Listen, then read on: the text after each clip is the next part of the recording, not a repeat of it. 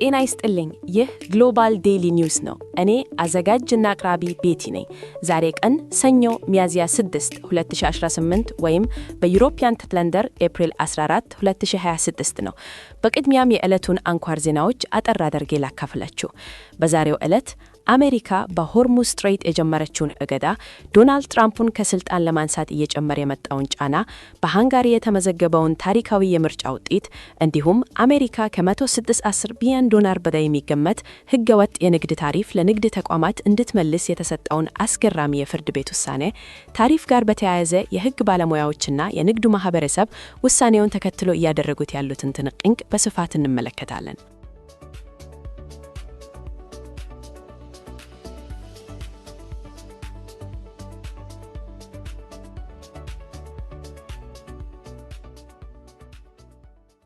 ወደ መጀመሪያው ዜናችን ስናልፍ በመካከለኛው ምስራቅ ያለው ውጥረት አዲስና አደገኛ ምዕራፍ ላይ ደርሷል። የአሜሪካ የባህር ኃይል በሆርሙዝ ስትሬትና በኢራን ወደቦች ላይ ከዛሬ ጀምሮ ወታደራዊ እገዳ ብሎኬድ ማድረግ ጀምሯል። ይህ እርምጃ የተወሰደው በኢስላም አባድ ይካሄድ የነበረው የሰላም ድርድር ያለምንም ስምምነት በመጠናቀቁ ነው። የሆርሙዝ ስትሬት መዘጋት በዓለም አቀፍ የነዳጅ ገበያ ላይ ከፍተኛ ቀውስ የፈጠረ ሲሆን የአንድ በርሜል ነዳጅ ዋጋ በአንድ ጊዜ ወደ $120 አሻቅቧል።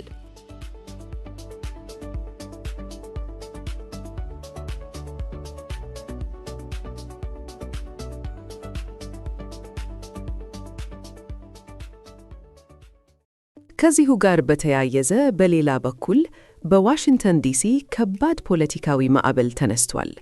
ፕሬዚዳንት ዶናልድ ትራምፕ በኢራን ላይ የሰነዘሩትን የጅምላ ጥፋት ዛቻ ተከትሎ በ25ኛው የሕገ መንግሥት ማሻሻያ 25th አሜንድመንት መሠረት ፕሬዚዳንቱን ከስልጣን ለማንሳት ሪሙቪንግ ትራምፕ ፍሮም ኦፊስ ዩኤስ ፖለቲክስ ከፍተኛ ጥሪ እየቀረበ ይገኛል። ታሪካዊ በሆነ መልኩ የሰብአዊ መብት ተሟጋቹ NAACP እና የቀድሞው የሲአይኤ ዳይሬክተር ጆን ብሬናን ፕሬዚዳንቱ አደገኛ እና ኃላፊነትን መሸከም ማይችሉ ናቸው በማለት በአፋጣኝ ከስልጣን እንዲወገዱ ጠይቀዋል።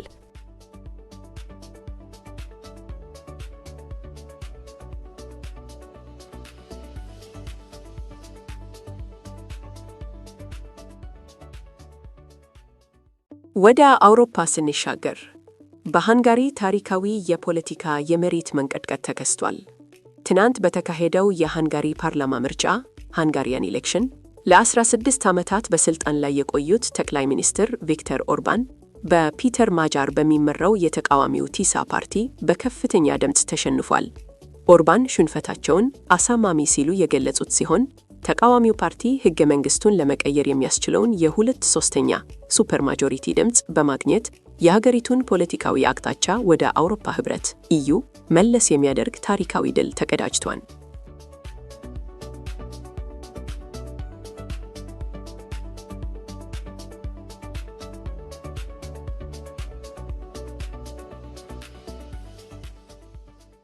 በመጨረሻም ወደ ኢኮኖሚና ሕግ ነክ መረጃዎች ስንመለስ የትራምፕ አስተዳደር በሌላ የሕግ ውዝግብ ውስጥ ገብቷል። የዩናይትድ ስቴትስ ጠቅላይ ፍርድ ቤት ፕሬዚዳንቱ የጣሉትን ዓለም አቀፍ ታሪፍ ከሕግ አግባብ ውጭ የሆነ እርምጃ ነው በማለት ውድቅ አድርጎታል። ከዚህም በተጨማሪ ፕሬዚዳንቱ ስልጣናቸውን ተጠቅመዋል ከሚለው ክስ እና ከታክስ ማጭበርበር ጋር በተያያዙ ትራምፕስ ታክስ ኢቬዥን ኤንድ ኢሊጋል ታሪፍ ውዝግቦች በሕግ ባለሙያዎች ዘንድ ከፍተኛ ትችትና ምርመራ የተነሳባቸው ይገኛል።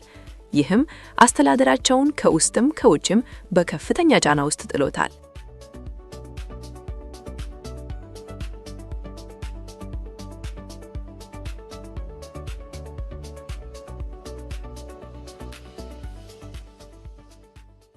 ወደ መጀመሪያው መረጃችን ስናልፍ በዓለም አቀፍ የንግድ ታሪክ ውስጥ ትልቁ የተባለለት ታሪፍ ሪፋንድ ክፍያ በአሜሪካ በመካሄድ ላይ ይገኛል።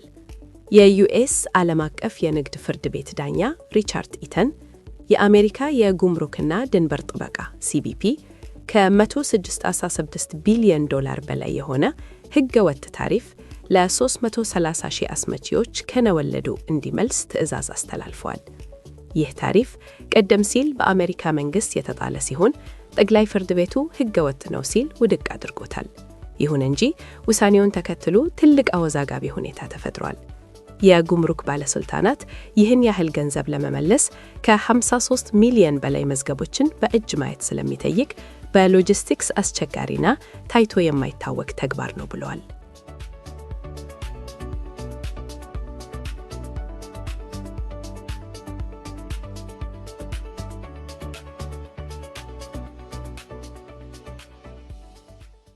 በሌላ በኩል የንግድ ተቋማትና የሕግ ባለሙያዎች ምላሽ እጅግ የጦፈ ሆነዋል። እንደ አትመስ ፊልትሬሽን ያሉ ኩባንያዎችና በሺዎች የሚቆጠሩ አነስተኛ ነጋዴዎች ያወጡት ገንዘብ በፍጥነት እንዲመለስላቸው ፍርድ ቤት እየተሟገቱ ይገኛሉ። የሕግ ባለሙያዎች በበኩላቸው መንግሥት ገንዘቡን መመለስ የሚያዘጋይ ከሆነ በየወሩ በመቶ ሚሊዮኖች የሚቆጠር የወለድ ዕዳ ከግብር ከፋዩ ሕዝብ ኪስ እንደሚወጣ በማስጠንቀቅ ላይ ናቸው።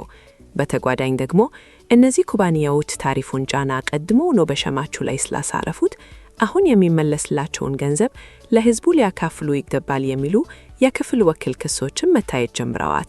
ዳኛ ኢተን ግን መንግሥት ምንም አይነት የቢሮክራሲ ማመካከኛ ሳያቀርብ ክፍያውን በአስቸኳይ መፈጸም አለበት ሲሉ ጠንካራ አቋማቸውን አሳይተዋል።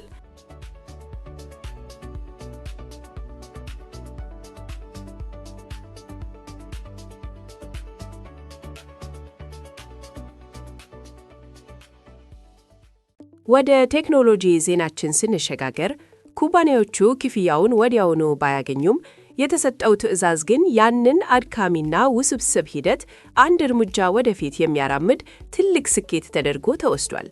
ይህ ትዕዛዝ ወደፊት ለሚከናወኑ ክፍያዎችና ስምምነቶች መሳካት እንደ ቁልፍ መነሻ የሚታይ ሲሆን ለረጅም ጊዜ ሲንከባለል የቆየውን የቢሮክራሲ ሂደት በማፋጠን ረገድም ከፍተኛ ሚና ይኖረዋል ተብሎ ይታመናል። የአሜሪካ የጉምሩክና ድንበር ጥበቃ ኤጀንሲ ከ4.4 ሚሊዮን በላይ የሰው ጉልበት ሰዓታትን የሚጠየቀውን ይህን ውስብስብ የፋይል ፍተሻ ለማስቀረት በ45 ቀናት ውስጥ አዲስ አውቶማቲክ የገንዘብ መመላሻ ሲስተም በኤሲኢ የንግድ ትስስር ውስጥ እየገነባ መሆኑን አስታውቋል።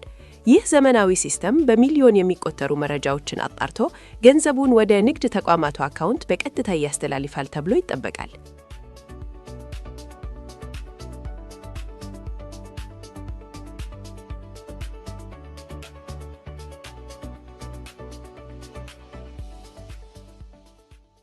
በመጨረሻም ይህ በአሜሪካ የተፈጠረው የንግድና የታሪፍ ፖሊሲ ለውጥ በኢትዮጵያ እና በአፍሪካ ቀንድ የንግድ እንቅስቃሴ ላይም የራሱ የሆነ የጎንዮሽ ተጽዕኖ ይኖራል።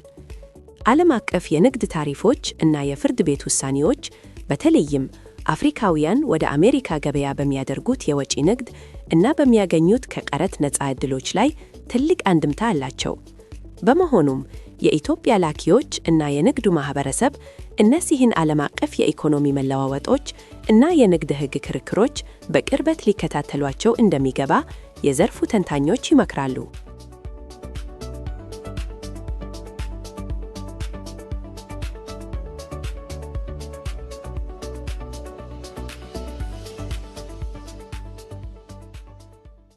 ለዛሬ ያዘጋጀንላችሁ አበይት መረጃዎች እነዚህ ነበሩ።